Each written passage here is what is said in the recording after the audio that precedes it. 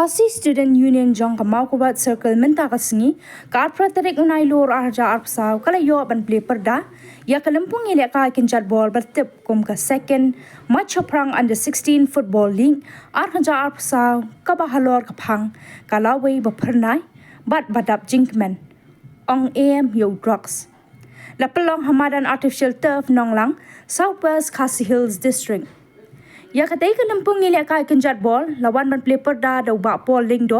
menteri badai pe ya katana social welfare jong ka sarkar Meghalaya kum ukongsan bat uba syampang nonglang kum sembut kongsan ha ka ba ki ken hun balayo ban penile kai kilong ha Marshillong Sport Club persha ya ka youngest boy football club ha pedeng ka jingile kai ka youngest boy FC kala job no da ar da shigol persha ya ka Marshillong SC balathap na urap lang wanyang haka minute ka ba apufra bat na meban ker lang hari haka minute ban rupu ar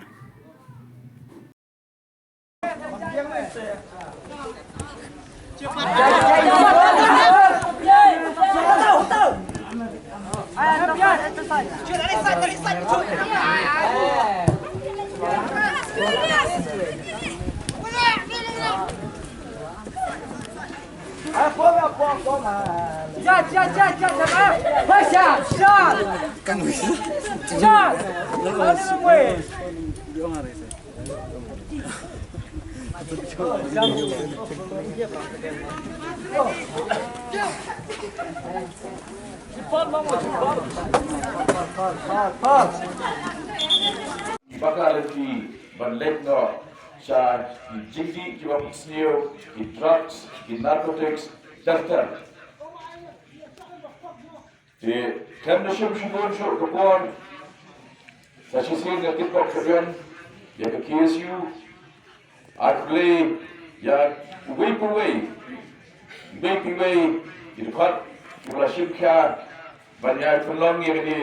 tournament hari ini kelar kepaan buat nak dia di sana Pembangunan Menteri nak kau perlu ini bahawa dia bentar hari kampung di Banangi Syakmat anti drugs campaign mana ini awareness program bakin airu yang kecil kesan nak kalian jongga sarkar nak department kelungi nak bakinlah bersustain berniat Syakmat yang ini program tu buka tak jong kecil kesan lang yang kedua tournament ekonomi angkat ya nanti benar nanti jadi dekat batuju tentu bagi syurga Pynliem you way ke sabla hari ini hari kita don kita joki ibu ibadan ke fokus ada juga ibadan ke ton ibadan ke nomor bat ibadan ru ke gol kini kepada kepada kai kepada dan kepada arus kita kan gini gol kamdan jiwa kini keterang tikai bah hai saya cikin macam kenal teamwork kita berjob untuk tim baar berkongsan do dan ketam dan ke dan ke jimu saya sisin macam Rotary, Pynliem KSU, Pynliem,